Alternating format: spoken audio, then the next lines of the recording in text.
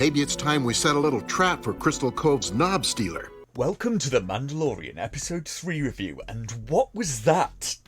I'm not sure if I've been drinking enough water because I'm shocked to be saying this, but I kind of liked it. Where did that come from? I'm going to try my best to explain it. Man's got to know his limitations. Harsh, but fair, Harry. It feels like this episode and the previous two were not only written by different people, but by different species, because this one was a lot more thoughtful. Looking at the writing credits, this is the first one in this series where Jon Favreau didn't write it alone, and reading into that may be a clue on how Lucasfilm can make The Mandalorian look less like a Michael Bay film in future. But let's get to the serious questions. Did this episode have any representation in it? Well, it had a lot of Mon Calamari representation, so maybe Lucasfilm listened on that. Star Wars shouldn't be all about the humans, but how about the much needed LGBTQ representation? Well, there is an ex-Imperial officer in it, played by Katie O'Brien. I do not know if Katie O'Brien playing Elia Kane is supposed to be the LGBTQ representation. I read that this actor is a lesbian, but as for the character, I don't even know. And this may be the best way for me of doing representation. Is this character supposed to be gay? Is she a tomboy? Is she non-binary? Is this person trans? It doesn't matter whatsoever. I think there's merit in equality and not treating someone like a trans person, but instead treating them like a person. But I do have a question for people that are in the message cult before a load of people decide to be boring and leave. What is the point of trans representation in media? Are trans women women, as stated, or not? Because if trans women are women, then every time a woman is on screen, trans women are represented. Instead, you are telling me that trans women are women and also need special representation and are not represented by women, so anybody pushing for trans representation clearly doesn't consider trans women to be women or the same as women. Pick one, because these two things are not compatible. And this is the sort of contradiction I've only ever tended to find in religious fundamentalists. Only worse. It normally takes a lot more work to find this sort of blatant contradiction in their case. It's like a person cannot be a bisexual lesbian, no matter how many people come out on TikTok and claim that they are. They can't be because the two terms are mutually exclusive. But enough about that. Why did I like this episode? Well, there was not much wrong that I could find with it. Though there is less action in this episode, so that may not please everybody. There was no giant gator turtle in this episode. However, it instead explored some interesting concepts with the main plotline. And strangely, it didn't involve the Mandalorian at all, which is maybe not a good sign, when my favourite part of this series is where Mando goes away. And it reminds me of a local politician that I will not name, who it turns out went down in the opinion polls whenever people heard them talk, and up in the polls when they went away. It turned out that the most endearing thing about this person for the public was their absence. And that has kind of become the case for how I feel about Mando. This episode revisits an old character, Dr. Pershing, from all the way back in Season 1, when Mando was still a steely bounty hunter, instead of repeatedly walking onto rakes like Sideshow Bob. Dr. Pershing is now on the capital of the New Republic, Coruscant, and a large part of the episode is showing how the New Republic is trying to deal with all of the old Imperial personnel left over from the Empire, because from the figures that I've just looked up, at the height of the Empire, there were about 25,000 Imperial-class Star Destroyers alone, each carrying some 40,000 people. So that is just in the Imperial Space Force, and just in Imperial-class Star Destroyers, some 1 billion people. And that is an interesting ethical question. What the hell do you do with them? How much could you ever trust these people? The Empire is still around, and you've just invited a lot of their people into your capital, and what the hell are you going to do with them? And that is what this episode tries to answer in part. The episode shows a lot more of Coruscant after the war, as the Republic tries to reintegrate these people back in some sort of society where they don't kill people. And I'm going to get into spoilers now. The episode starts off exactly where the last one left off. And it starts off silly, so maybe this is the part of the episode that Jon Favreau wrote. Mando and Bo-Katan are still in the mine. Mando didn't see the giant Godzilla monster when he plummeted into that water, and Bo-Katan doesn't tell him for reasons, so that heralds the birth of a new Mandalore, according to the prophecy. Mandos will probably all want to come back now for the opportunity to start on a newly reborn Mandalore, and build a new civilization right on top of that massive death lizard.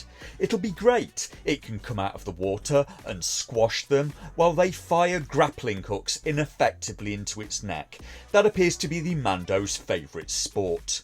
The group then take off in Bo-Katan's ship, and they are hit from behind.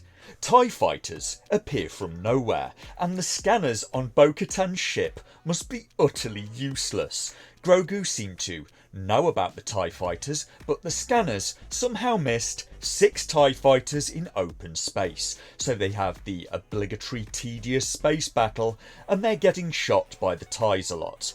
So they decide to go and get Mando's old fighter, instead of just shooting the TIE fighters with the rear gun. They get to the planet, and Mando bails out in mid-flight to get his ship. They then blow all of the TIE fighters out of the air, despite Mando's ship looking like junk. The Empire forces then blow up Bo-Katan's house with bombers for unspecified reasons, and I'm not even sure what's supposed to have happened here, which is never a great sign. Why are 6 TIE fighters there in open space? Where did they come from? A Star Destroyer, I presume, that they also didn't pick up on Bo-Katan's terrible scanners. They somehow missed a Star Destroyer. And then bombers come down to blow up Bo-Katan's house, so the bombers maybe got sent out when the fighters saw the house, or it's all an extraordinary coincidence that Mando and Bo came back just in time to see the bombers on their final approach. Her and Mando then have to run from a huge wave of fighters, and why did the Empire even care about them? You would think that they'd have slightly larger concerns. They've just lost a war and are on the run. Maybe at some point the show will deign to explain any of this, hopefully. But I'm not holding my breath. Maybe these Imperials want Mandalore. Now onto the part of the show that I liked, heaven help me. Omid Abtahi is back as Dr. Pershing.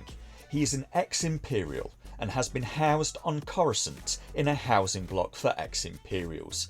He's put to work in a boring job, given a place to live, and his movement is heavily restricted. He's subjected to repeated interviews and questioning by a droid to try and make sure he doesn't relapse and go all goose-steppy. Pershing wants to continue his old research on genetic engineering in order to help people, he says. He was close to saving a lot of lives by growing replacement organs, but the research that he was doing has been banned by the Republic as unethical. One night he strikes up a friendship with some of the other Imperials living in the same block, including a person named Elia Kane, and it's a slow, well-acted examination of the world and these characters as the two grow closer together. Pershing and the ex-Imperials are torn. They have newfound freedom under the Republic, but do not know what to do with it. They miss the power and organisation of their former lives. They miss some parts of who they used to be. They are also under constant suspicion, and it made me think of the direction humanity has been heading in. Though I'm not sure this was an intentional idea of the show. It made me think, how would a person rebel against tyranny on a world like Coruscant? On a high-tech world where you're being surveilled at all times, watched by myriad unseen and unfeeling machine eyes. Coruscant is a marvel of technology, clean and sterile with flying cars like the Fifth Element, and for all its wonder, what it is sorely lacking for me is liberty and trees. Over time, Kane slowly wins Pershing over and convinces him to think about pursuing his research, even if it's banned by the Republic, and they start a quest to obtain lab equipment for Pershing in order for him to conduct his research. They take a train, and that alone is breaking the law for them. Their movement is heavily restricted, being ex-Imperials. They go to a shipyard that is breaking up Imperial ships in order to obtain the needed equipment. They explore a Star Destroyer, and it's interesting seeing the internals of a Star Destroyer in this way, seeing this once terrifying behemoth being broken down for scrap. They find and gather the equipment, and then as they hurry to leave, they are captured by Republic security, and to his surprise, only Pershing is arrested, and not Kane. It appears Kane was working with the Republic to trap him. And their story closes on Pershing having his mind interfered with by the Republic to have certain damaging thoughts removed. And when no one is looking, Kane interferes and increases the settings on the machine to a level that will probably leave Pershing as a vegetable. So it appears Kane is playing some kind of game of her own and is not loyal to the Republic. Maybe she'll be one of those decent bad guys that I've been hoping for since the start of this season. At the end, Mando and Bo-Katan go and find the Mandalorian renegades, and after bathing in the waters, both are accepted into their group. So that was it for episode 3. Some interesting ideas and a lot of loose plot threads that I really hope get resolved into something good. And you can probably tell that I found some of this episode to be quite thought-provoking. Even if it was maybe an accident, I'm sure we will be back to alligator turtles and Mando falling over a lot in no time. But I'm quite looking forward to episode 4, where I understand the episode will be directed by Carl Weathers.